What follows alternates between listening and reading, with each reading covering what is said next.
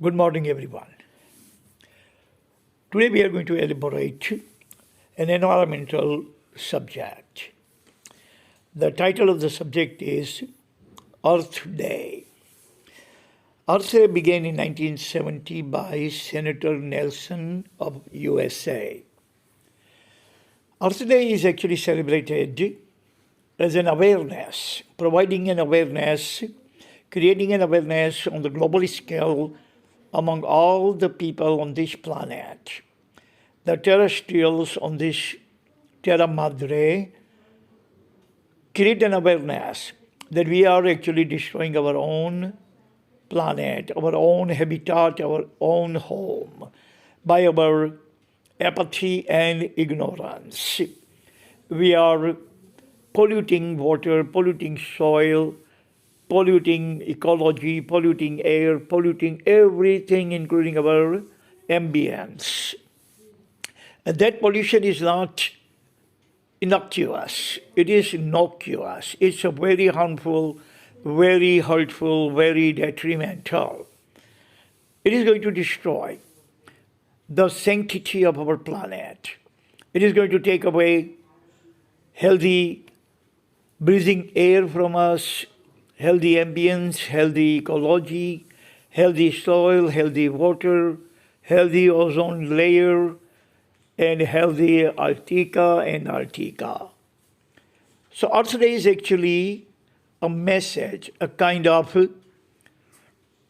awareness, creating the awareness among the people to modify and rectify our way of life and to try to put a perennial cap on our way of living, in which we have been creating all kinds of pollution and contamination, contaminating and polluting our environment, our ecology, without which we cannot survive even a day. So Senator, as to say, Nelson began this Earth Day in 1970. And there are 5 features, very important, very vital, very pivotal, and paramount, very significant features that I have chosen are the following 5.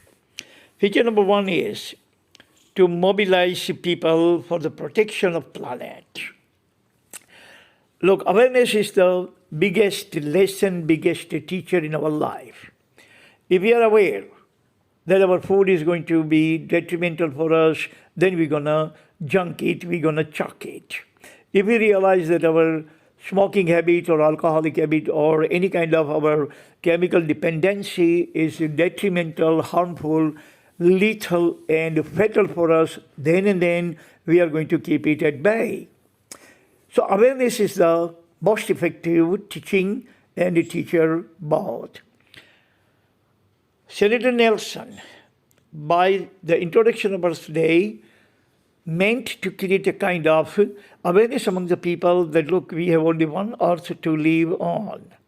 And if we are going to destroy it, then we have no place to go. We have no at all place to go to sustain our existence. Today, we have created 600 ppm, particle per million of CFC. And the prediction is that if this CFC ppm will touch 1,000, then this planet Earth will not be habitable. We will not be able to live on this planet as safely, as securely, as happily as we live today. So without awareness, people can say, sorry, we did not know that. Sorry, you are the intellectuals. You did not tell us anything. Sorry, you are educated people. You are pruned and groomed. You are intelligentsia. You did not tell us anything about that. Otherwise, we would have actually mended our lifestyle. So, awareness. Parents must aware their children how important, how significant education is. Society must make the people aware what kind of lifestyle they should live and what kind of lifestyle needs modification and rectification. Awareness is the biggest teacher and the biggest moral, biggest lesson, biggest gospel, biggest sermon, which can actually make a paradigm shift in our life. Point number 2 is the mission is to build environmental movement to drive transformation changes. The mission behind this Earth Day is to create awareness, to create a kind of movement, to build a kind of movement to drive transformation changes. A movement will be created by that. And that movement is going to force transformation, transmogrification. And this way we will be able to keep the pollution low, keep our way of life not detrimental but lucrative to the planet Earth to survive and sustain perennially. Point number 3 is climatic action. 2 is climatic change, an enormous challenge.